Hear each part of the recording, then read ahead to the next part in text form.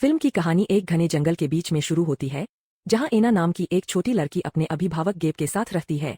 वह गेब को अपना पिता कहती है और गेब उसकी जरूरतों का ख्याल रखता है और उसकी अच्छी सेहत सुनिश्चित करता है। गेब एना को घर की अटारी में रखता है और उसे कभी बाहरी दुनिया में जाने नहीं देता। छोटी लड़की कभी भी अटारी के बाहर नहीं गई है, सिवाय एक खिड़की के जहां से उसे बाहर की दुनिया की झलक मिलती है। लगभग हर रात गेब जंगली जानवरों का वर्णन करता है, जो तीखे दांतों, लंबे नाखूनों और बालों वाले डरावने जीव है, जो एना को उनसे दूर रहने का सुझाव देते हैं। ये विवरण एना को डराते हैं, लेकिन बाहरी दुनिया को लेकर उसकी जिज्ञासा बढ़ती ही रहती है। उसे जंगली जानवरों से बचाने और उसे अटारी से बाहर जाने से रोकने के लिए गेब दरवाजे के हैंडल में बिजली का संचार कर देता है। वह उसका पिता होने का दावा करता है।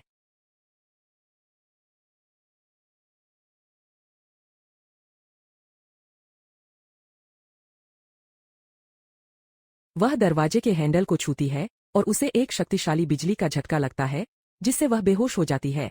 बाद में जब वह उठती है, गेब उसके पास होता है और उसे समझाता है कि बिजली का जाल वाइल्डलिंग्स को बाहर रखने के लिए है। वह बताता है कि वह पृथ्वी पर अंतिम जीवित बच्ची है और उसकी रक्षा करना उसका कर्तव्य है। एना उस व्यक्ति के बारे में पूछती है जिससे गेब बात कर रहा था, लेकिन वह विषय को बदल देता है और जोर देकर कहता है कि वे ही एकमात्र इंसान बचे हैं। एना के जन्मदिन पर गेब उसे एक केक और साथी के रूप में एक हमस्टर देकर आश्चर्यचकित करता है। छोटा जानवर एना का सबसे करीबी दोस्त बन जाता है। हालांकि एक दिन हमस्टर मर जाता है और गेब उसे मृत्यु की अवधारणा समझाता है और उसे आश्वासन देता है कि हमस्टर अब बेहतर जगह पर है। जैसे जैसे एना बड़ी होती है, उसे जंगल में वाइल्डलिंग्स के बुरे सपने आने लगते हैं। जब वह यौवन तक पहुंचती है और मासिक धर्म शुरू होता है, तो गेब को उसके बिस्तर पर खून के धब्बे मिलते हैं। चिंतित होकर वह उसे ल्यूप्रिलाइड नामक दवा देता है, जो उसके विकास को धीमा कर देती है और समय के साथ उसकी सेहत को खराब करती है। इसे अपनी बीमारी के इलाज के तौर पर पेश किया जाता है। यह दवा सालों तक चलती है और अन्ना को इसकी वजह से दर्द और बेचैनी महसूस होने लगती है। इसे और अधिक सहन करने में असमर्थ होकर वह गेब से अनुरोध करती है कि वह उसे उसके हमस्टर जैसी बेहतर जगह पर भेजकर उसका दुख समाप्त कर दे। यह सुनकर गेब अपराधबोध से भर जाता है, क्योंकि वह छोटी बच्ची को उसके जन्म से ही परेशान कर रहा था। इसलिए वह बंदूक निकालता है और खुद को खत्म कर लेता है। अगले दृश्य में अस्पताल में जागती है, जहां उसे अपरिचित चेहरे दिखाई देते हैं, जिससे वह घबरा जाती है। फिर वह तुरंत अपने कमरे से भाग जाती है और खुद को छत पर पाती है। पहली बार सूरज की गर्मी का अनुभव कर रही है।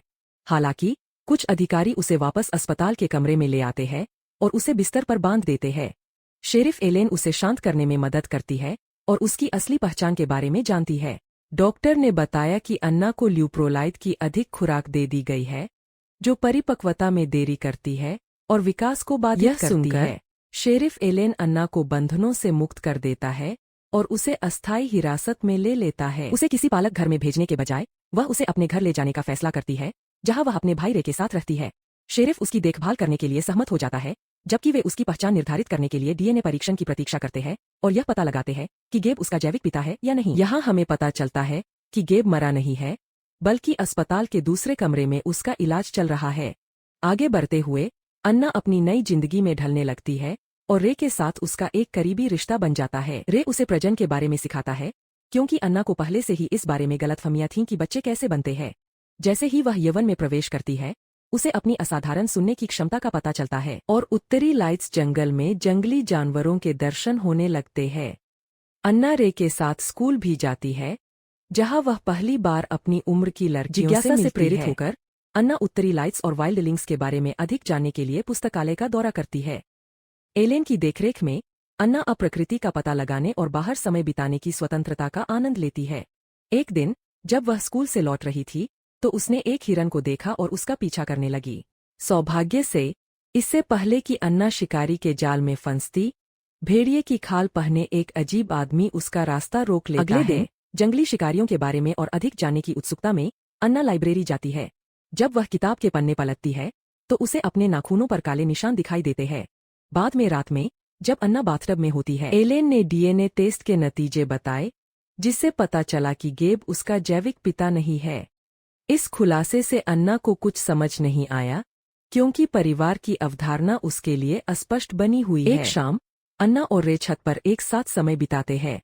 जबकि रे उसे स्कूल के काम में मदद करने की कोशिश करता है, अन्ना का ध्यान उत्तरी रोशनी के विषय पर जाता है। जब वे लेटते हैं, अन्ना दूर से टिमटिमाती रोशनी को देखती है, जो जेन के घर पर एक पार्टी बन जाती है। एना बताती है कि जेन उसकी दोस्त है और वे दोनों पार्टी में जाने का फैसला करते हैं। यह पहली बार है जब वह किसी बड़ी सभा में जा रही है।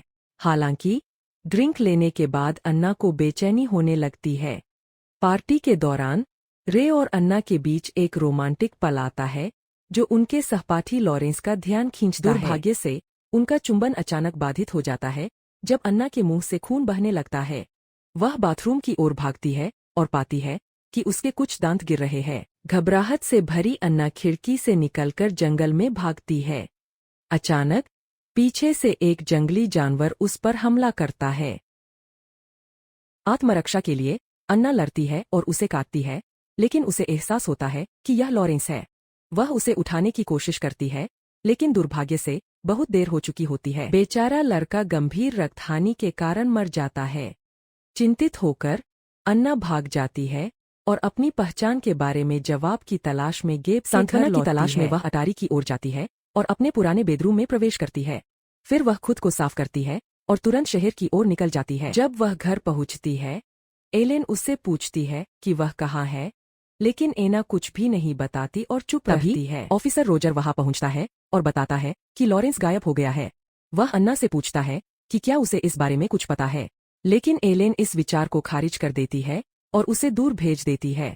बाद में वह जानकारी हासिल करने के प्रयास में अन्ना से भिड़ जाती है, लेकिन किशोरी अपना मुंह बंद रखती है, अपने विचारों और अनुभवों को अपने तक ही सीमित रखती है। जैसे जैसे दिन बीतते हैं, अन्ना की चुप्पी एलेन को परेशान करने लगती है, जो देखती है कि अन्ना बात करने के बजाय अपने नाखूनों को रंग रही है। उस शाम रे अन्ना की परेशानी को दूर करने के लिए कमरे में प्रवेश करता है और एलेन को आश्वासन देता है कि वह उसका ख्याल रखेगा, लेकिन उसके सर्वोत्तम प्रयासों के बावजूद अन्ना चुप रहती है। रे फिर उसके मुंह की जांच करता है और पाता है कि उसके दांत गिर रहे हैं। घबराकर वह तुरंत बाहर जाकर एलेन को सूचित करता है। अन्ना को भागने का मौका देते हुए वह जंगल में भाग जाती है, एकमात्र जगह जहां वह सुरक्षित और शांत महसूस करती है। उसे आश्चर्य होता है कि वह फिर से वुल्फमैन से मिलती है, जो उसे भूखा देखकर फिर वह उसे नाखूनों और दांतों की जांच करता है। उसे संदेह है कि वह एक जंगली जानवर हो सकता है, एक ऐसा समूह जिसे 16 साल पहले खत्म कर दिया गया था। वुल्फमैन यह भी बताता है कि उसकी मां का शरीर अभी भी गुफा के अंदर मौजूद है। अपनी मां की पहचान जानने के अवसर से उत्साहित अन्ना वुल्फमैन का पीछा करते हुए पास की एक गुफा में पहुंचती है। अंदर उसे एक खोपड़ी मिलती है जिसमें गोली का छेद है। उसे पकड़े हुए उसे गैब, जो उसका कथित पिता है, उसकी मां को गोली मारता हुआ दिखाई देता है। यह स्पष्ट हो जाता है कि गैब ने सफाई अभियान में भाग लिया था, लेकिन वह बच्ची अन्ना को नुकसान नहीं पहुंचा सका, इसलिए वह उसे अपने साथ ले आया। यह जानने के बाद अन्ना सीधे अस्पताल जाती है और गैब से बात करती है, लेकिन दुख की बात है कि वह कुछ नहीं कर पाती क्योंकि गैब जाग जाता है और उसे दयनीय नजरों से देखता है।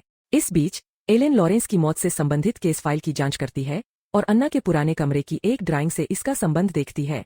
बाद में वह भी घर लौटती है, सुरक्षा की तलाश में, लेकिन दुर्भाग्य से जैसे ही एला को उसके पंजे जैसे नाखून दिखाई देते हैं, वह उसे हथकड़ी लगा देती है।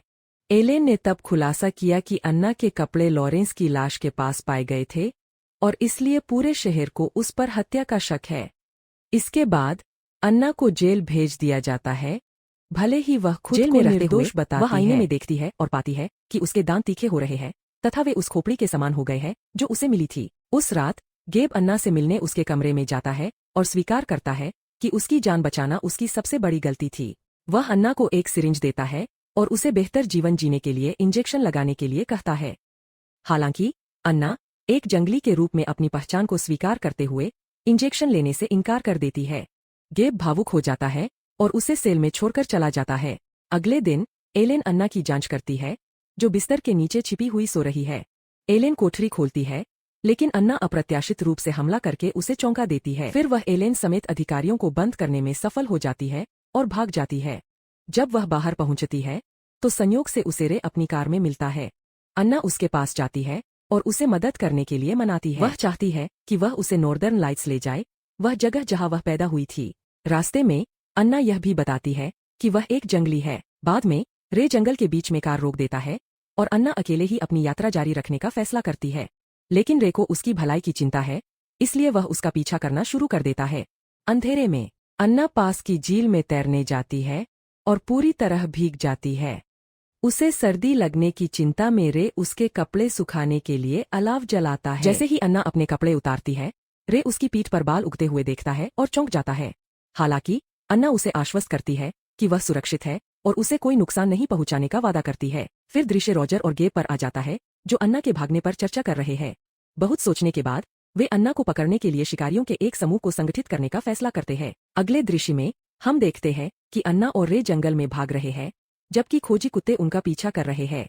दुर्भाग्य से शिकारी भी उसी समय पहुंच जाते हैं और रे के कंधे में गोली मार देते हैं। जब वे भागने का रास्ता ढूंढने की कोशिश करते हैं, अन्ना रे को एक चट्टान पर ले जाती है। उसे बचाने के लिए दृढ़ संकल्पित होकर वह उसे पानी में धकेल देती है और फिर पकड़ से बचने के लिए खुद भी पानी में कूद जाती है। इसके बाद अन्ना शिकारियों को एक अलग दिशा में ले जाती है, जबकि रे को विपरीत दिशा में भागने के लिए कहती है।